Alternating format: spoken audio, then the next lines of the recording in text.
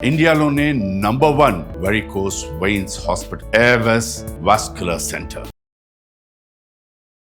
నమస్తే అమ్మా. నమస్తే అమ్మా. Tirupati Venkanna always trending.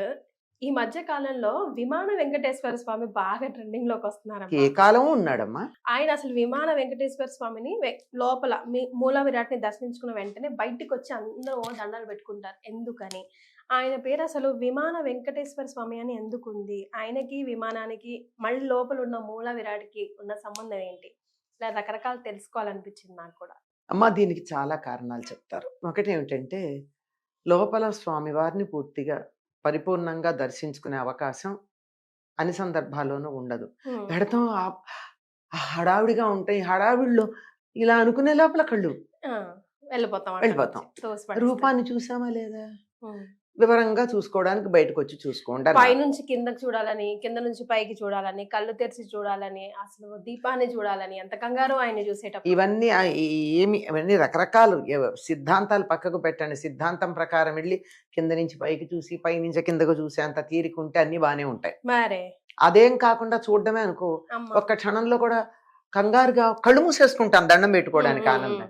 కళ్ళు మూసుకుంటే రూపాన్ని ఎక్కడ చూసాం? అదే అందుకని కళ్ళు తెరిచి చూడమంటారు. కదా. కళ్ళు తెరిచి చూసి మూసుకోవడం, బయటకు వచ్చాక మూసుకోండి. హ్మ్. అంటే లోపల ఉన్నటువంటి రూపాన్ని బయటికి రానియకుండా అలా బ్లాక్ చేసేసాం అనమాట, తలిపేసి. కానీ అది అమ్మ ఉమ్. బయటికి వచ్చిన తర్వాత మళ్ళీ ఒకసారి తలుచుకుందామంటే స్పృహలోకి రారెందుకమ్మా అసలు మళ్ళా? ఆయన మహత్వ అదేట. ఎన్నిసార్లు అందరికీ చూసినా అలాగే అంతేట. ఉంటది కదా. అందరికి అలాగే ఉంటుంది. ఆ, ఎలా ఉన్నాడు అన్నది గుర్తే రాదు. రాదు అసలు. ఉమ్. ఒకసారి తలుసుకుందాం ఎలా ఉంది అంటే అసలు గుర్తురారు వెంటనే టక్కున. అదే. హ్మ్.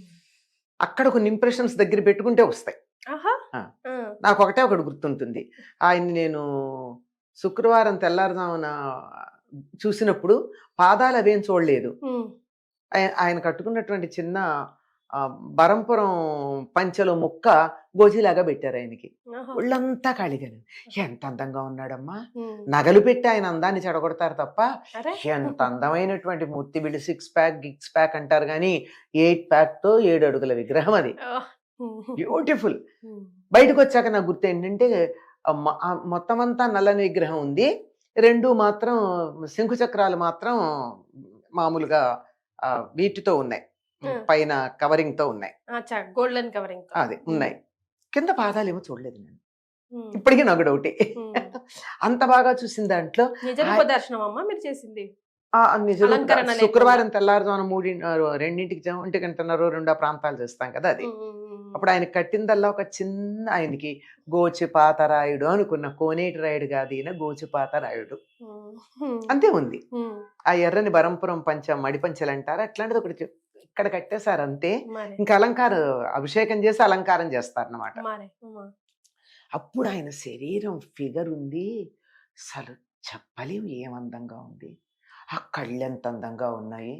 అదొక్కటే నాకు గుర్తుంది. ఇంకెప్పుడు ఇన్ని దర్శనాలు చేసుకున్నా ఏమీ గుర్తులేవు నాకు. అదొక్కటి, ఇందుకు పాదాలు గుర్తులేవు నాకు. మరి ఆయన పాదాలు కనపడవుట, అసలు ఎవరు చూడలేరుట. ఏదో రకంగా ఉంటుంది. అక్కడికి వెళ్ళేప్పటికి మైకం కమ్ముతుంది, నాకు కూడా కమ్మేస్తుంది. అది చెప్తున్నా. అట్లా మిగిలిన రూపాలు గుర్తుండవు.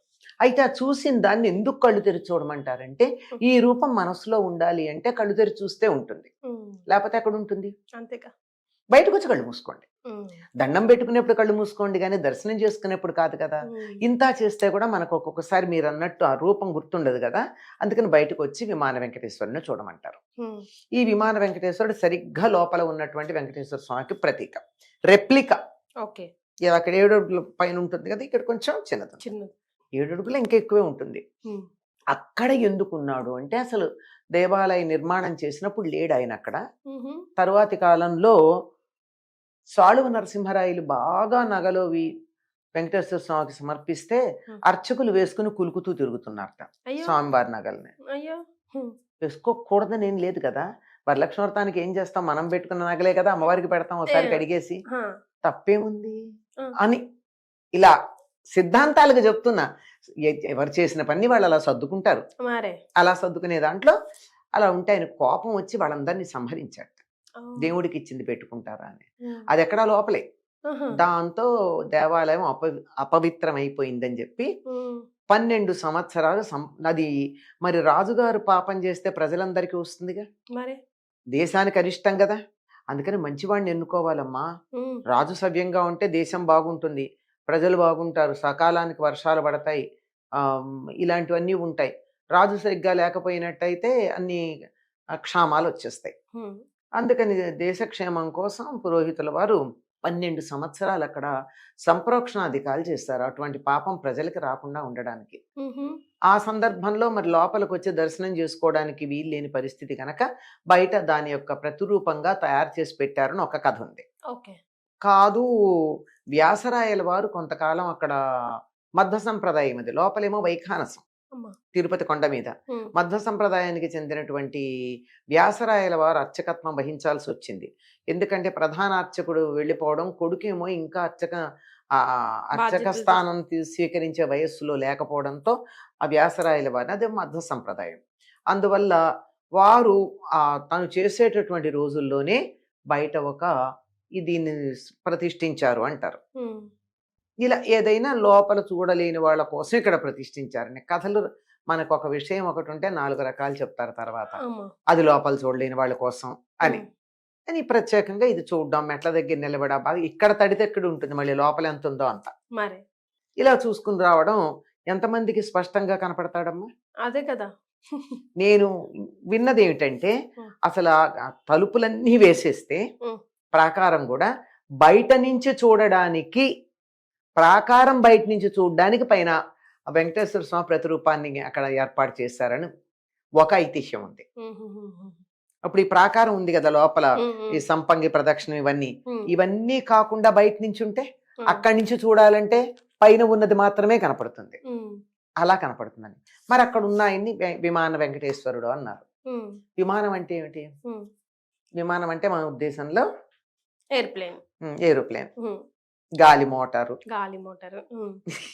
మోటార్ మళ్ళీ ఇంగ్లీష్ పదమే, గాలి ఎందుకు చేర్చారు? ఏమోమా. గాలి మోటారు గాలి రెండు. మోటారు. ఉమ్, సరే, ఈ విమానం అంటే ఏమిటి అంటే, ఆలయం కానీ భవనాలు కానీ నిర్మాణం చేసేటప్పుడు పైకప్పు ఉన్న తీరుని బట్టి పేర్లు ఉంటాయి. ఉమ్, ఉమ్, ఉమ్, గోపురము, విమానము. ఉమ్.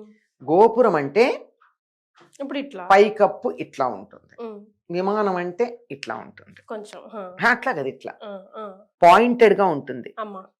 ఇప్పుడు 4 పలకలుండి ఈ 4 పలకలు పైకి తీస్తే పిరమిడ్ ఎలా ఉంటుందో అట్లా పైన Triangle. ఒక పాయింటెడ్ గా ఇటొకటి ఇటొకటి ఇటు 4 ఉంటాయి. ఇటు 2 అంచులు, ఇటు 2 అంచులు ఉండి ఈ పైన ఇలా పాయింటెడ్ గా ఉంటే అది విమానం. అమ్మా. ఇలా ఇలా ఈ ఫ్లాట్ గా ఇలా ఉంటుంది. ఉమ్, ఇలా గనక అన్ని 4 వైపుల నుంచి పాయింట్ ఇలా వస్తే ఇలా ఉండేది. అమ్మారే. ఉమ్. గోపురం, విమాన గోపురం, అది డిఫరెన్స్.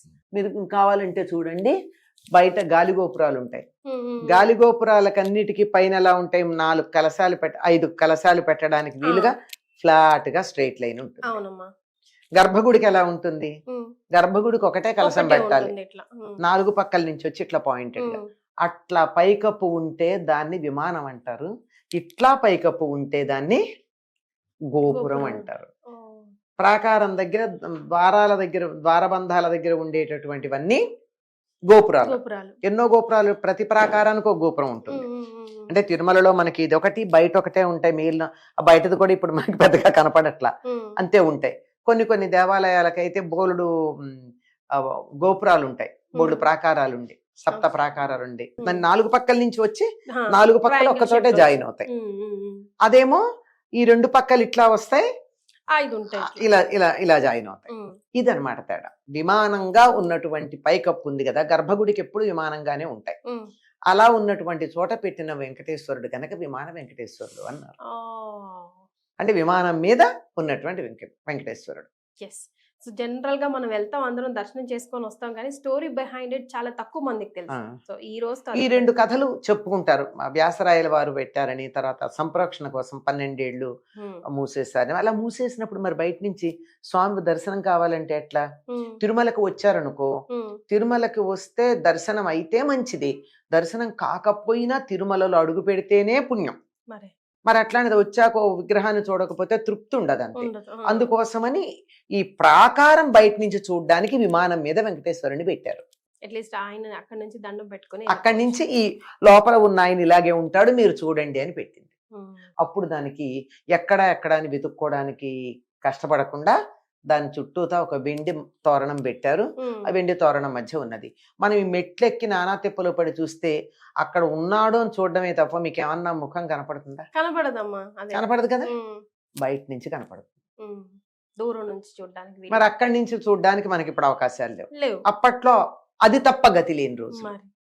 ఇక్కడ కూడానమ్మా ఒక దానికి ఏదో రకమైనటువంటి మనుషుల మీద ఎంత ప్రేమ అంటే మన సంప్రదాయానికి, మన సనాతన ఋషులకి, ధర్మానికి ఎవ్వరికి కూడా అసంతృప్తి కలిగించకుండా ఏదో రకంగా తృప్తి కలిగించే ప్రయత్నం చేస్తారు. అలాంటి దాంట్లో నిర్మాణం నుంచే ఆ ఆలోచన అంతా నిర్మాణ దశ నుంచే అసలు ప్రారంభం నుంచి మనకి జాతి ప్రారంభమైనప్పటి నుంచి సాటి మనిషి మీద ప్రేమే. అలాంటిదే ఇక్కడ భక్తులు వచ్చి వెళ్ళిపోతే ఎట్లా అని ఆ కనపడడానికి పెట్టారు. సూపర్ అమ్మా, ధన్యవాదాలు.